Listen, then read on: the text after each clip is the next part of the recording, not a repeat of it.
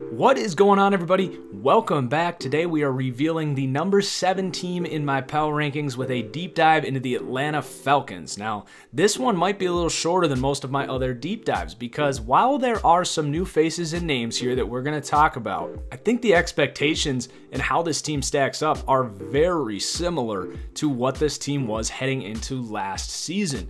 So nonetheless, we are going to break this team down position by position, talk about how they stack up against the rest of the league, and then we'll take a look at the schedule and what I think in terms of win total this year for the Falcons. So let's get right into it here, starting with the quarterback, Matt Ryan, who I rank as the 11th best quarterback in the league. It is no secret that I am lower on Matt Ryan than a lot of people. There are many of you that will rank Matt Ryan in the top 5, and I can guarantee you, if you are one of those, you will use stats to back that up, which is fine. The mass majority of people base their NFL opinions based on stats. I'm a film guy, but even if you are using stats, you know, Matt Ryan, yeah, he throws for a lot of yards. Yeah, he won an MVP, but you can't even use touchdowns, which is probably the most important stat, in my opinion, for quarterbacks. And the dude's only had one season over 100 for quarterback rating, which is the other stat that I actually look at for quarterbacks. You know, yards is completely dependent on how bad your defense is, how good your receivers are, how good your play calling is, and how good your offensive line is. You know, we've seen Andy Dalton and Kirk Cousins throw for over 4,000 yards. So at the end of the day, Matt Ryan is probably the best system quarterback in the league. He's good enough to win a Super Bowl with, though I question now that they're paying him $35 million if they can do that. But the fact of the matter is, he doesn't elevate the play of those around him. He can't create offense when your first or second read aren't there. And in my opinion, he is incredibly sporadic when the play breaks down and can make really costly decisions. And you know what? The Falcons know this. Why else would they draft Calvin Ridley in the first round when you already got Julio Jones, a great offensive line, and a really good running game? You know, there's a reason you don't see the Patriots and the Packers taking receivers in the first round, because they have quarterbacks that can turn second, third, fourth round receivers into first round talents. Matt Ryan can't do that. So that's my spiel on Matt Ryan. You know, let's move on. He's not going to cost this team anything really, but he's probably not going to elevate this team, and that's where I stand on him. So now let's move on to the rest of this offense where it gets really pretty. You got a top 10 group at every other offensive position group here. So running back, I have tied for 8th. Love Devonta Freeman. Shot out of a cannon back. Really tough runner, but also elusive, can catch the ball, does everything you want from a running back. But then they also have Tevin Coleman, who, while physically is a little different, kind of offers everything that you have in Devonta Freeman. He can run you over, he can outrun you, he can catch the ball. Definitely underrated in terms of his power as a runner. So I really like Tevin Coleman as well. It will be interesting to see where he ends up, because I think this is the last year of his contract. I have a hard time seeing Atlanta paying both of these guys with other contracts around here to take care of. Could certainly see him having a solid career on like a 4-year deal with another team. Then you got Ito Smith, a 4th round pick I actually really liked in this draft. Sort of has some Tariq Cohen to his game, you know, a little more power than you'd expect for a really small running back, but very quick. I think they might see a little Devonta Freeman in him. So definitely got to keep an eye on if Tevin Coleman departs here. And then it thins out after him. You got Justin Crawford and Terrence McGee. Crawford, an undrafted rookie I wasn't very high on. So let's move on to the receiving core here that comes in number 1 in the NFL, just above the Pittsburgh Steelers. Now it starts with Julio Jones. You know, you're splitting hairs between him and Antonio. I would put Antonio above Julio right now, but they are different players, and it's really hard to separate these two because they are both just so incredible. So we know what we got in Julio, but then you got Mohamed Sanu.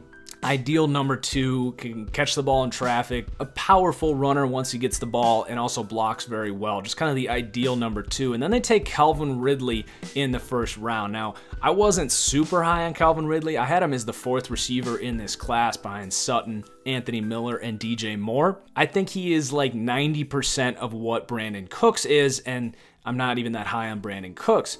But I do think Calvin Ridley can offer an upgrade in this passing game to what they probably wanted in Taylor Gabriel, because, you know, a similar athlete, Calvin Ridley, very quick and explosive, like Taylor Gabriel, but Ridley has much better hands and ball tracking ability and is much more of a deep threat. So I don't think he's going to really have a large statistical season, but he is going to make a positive impact on this passing game. Then you got Justin Hardy, a little veteran depth there, and some developmental guys here, Marvin Hall, Reggie Davis, Russell Gage. I think all those guys could step in and play if need be. And then you also have Austin Hooper at tight end.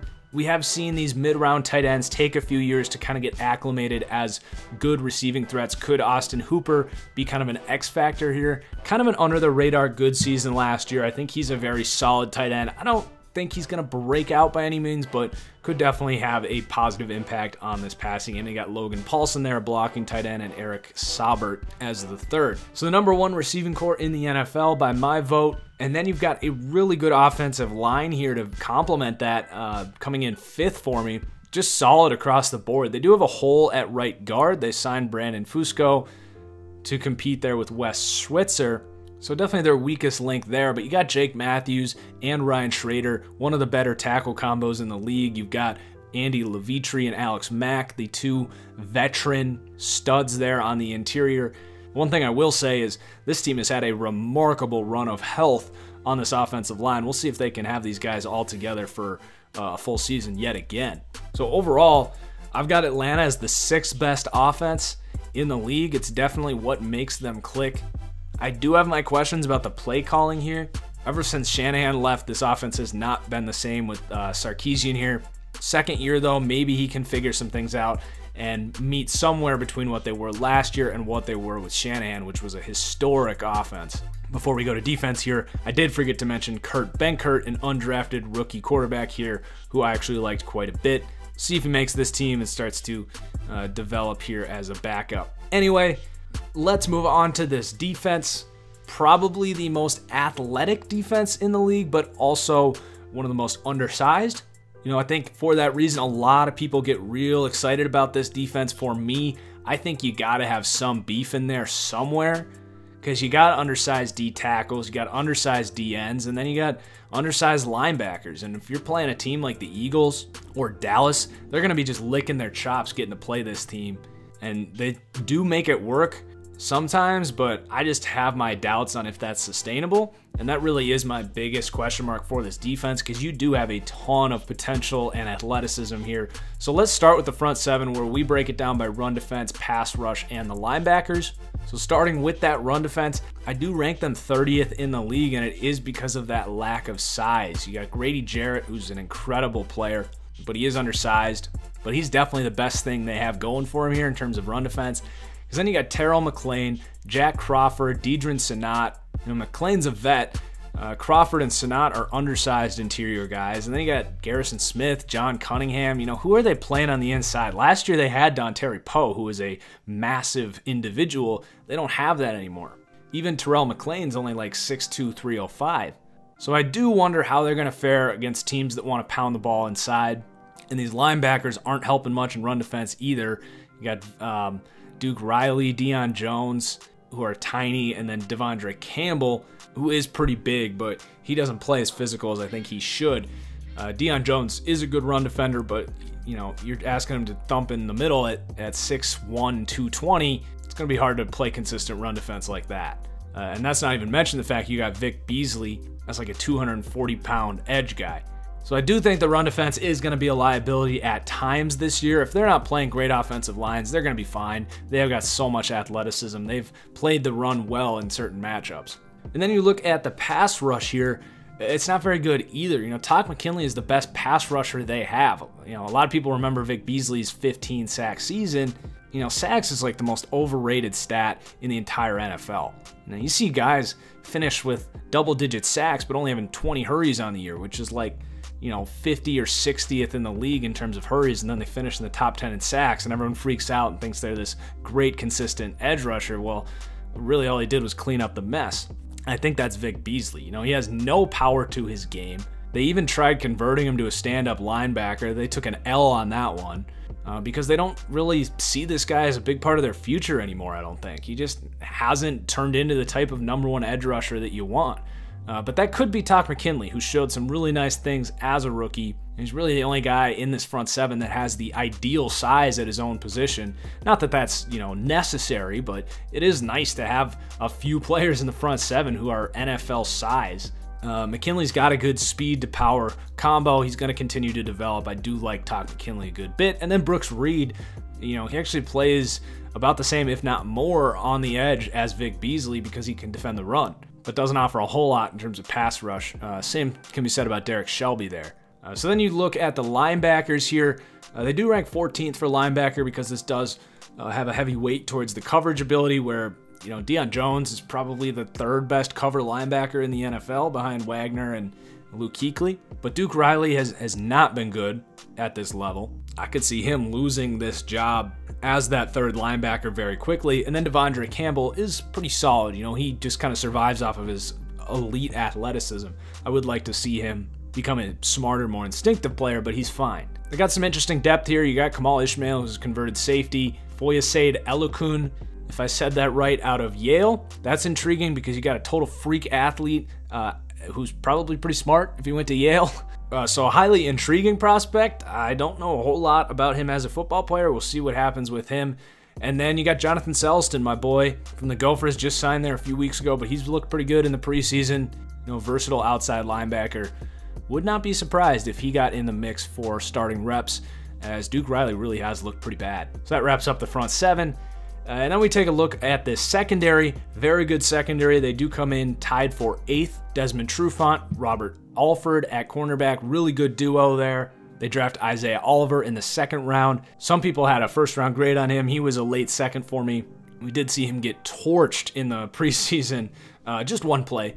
But probably a guy they're not relying on as a rookie. They do have Brian Poole, who's one of the better nickel corners in this league. So they're pretty set at corner. They also have Justin Bethel there, who's a vet who can play. And then they're pretty freaking deep at safety, too, because you got Ricardo Allen. They signed Ron Parker, both really good deep cover guys. And then you got Keanu Neal, who I actually probably could have talked about when I was talking about these linebackers, because he plays down in the box a whole lot. Probably the hardest hitter in the league. I think on my Madden roster, I did give him the highest hit power out of anyone in the league. And then DeMonte Kazee. So really solid secondary, really good complement to the rest of the athleticism they have up front. Again, I think it's a pretty solid defense that's going to struggle a few games when they do get kind of out-physicaled, which isn't a word, but I've heard like 6 or 7 different football coaches use that term, so I think it deserves a place in the dictionary at this point. Overall, I've got them 18th defensively. They do have the potential to get up towards that top 10, maybe not quite top 10, but that 12 to 13 range. Still a pretty young defense. Maybe Todd McKinley can take a DeMarcus Lawrence-sized jump and this pass rush becomes really good. I think that's probably their best path towards becoming a top 10 defense. But I think they'll finish right around that 16 to 20 range. Good enough to beat a lot of teams with how good their offense should be. And then you talk about coach and culture. If they still had Kyle Shanahan, this would probably be 2nd or 3rd. I said when they let him go that the Falcons were making a terrible mistake, and that while it would have been unprecedented to fire their head coach after a good season, after going to the Super Bowl, in order to keep Kyle Shanahan, I thought that was the only way this team was going to win a Super Bowl, and I think they screwed up. I think Gus Bradley's fine. I think this team has a really good culture, but you can't let a genius leave, and I think most Falcons fans are going to agree with that. So let's wrap this thing up. Take a look at the schedule here, the part we've all been waiting for. And Vegas actually right now has Atlanta at 9 wins, though people seem to be hammering the over right now, which is what I'm going to predict here. But it only pays -160 right now, so maybe they can bump it up to 9.5 and you can actually make a little bang for your buck. But all things considered, a super easy schedule, I thought, for the Falcons here. You do have to start with Philly. I think they're going to lose that. That's one of those teams that is going to kind of dominate the line of scrimmage against this team. I mean, to be fair, they dominate the line of scrimmage against everyone in the NFL. But then you got Carolina and New Orleans at home. Both 2 tough games, but I think they can take those in the Georgia Dome. Then you got Cincinnati. You do got to go to Pittsburgh, but I mean, the middle of the schedule, Tampa Bay, Giants, you go to Washington, that's a winnable game. I did give them a loss. You go to Cleveland, luck out, you get Dallas and Baltimore at home. Then you got to go to New Orleans, gets a little tougher down the stretch. You got at Green Bay, at Carolina, Arizona is not easy, but these are all pretty winnable games for this Falcons team. And when you got Matt Ryan, you are going to lose some that you should win. And you know, when you have this type of firepower, you're going to win some even if you don't have the best defense or the best quarterback. But when all is said and done, I got Atlanta winning 11 games. We'll see what I say about New Orleans. You know, they're going to rank ahead of them here. We'll see if I have New Orleans this high in terms of win total. But you're definitely talking about potential division winners here for the Falcons. This division seems to change hands year after year. Could it be the Falcons' year? I think it definitely could be. They really don't have any huge holes, and they've done it before. So a surprisingly, I think, optimistic outlook from me for this Falcons team, given my criticism of Matt Ryan. But Falcons fans, I'm curious to hear what you have to say, where you agree or disagree with me. Other NFL fans, is this too high, too low? Do hit that like button if you enjoyed the video. And cheers, guys. We'll see you next time.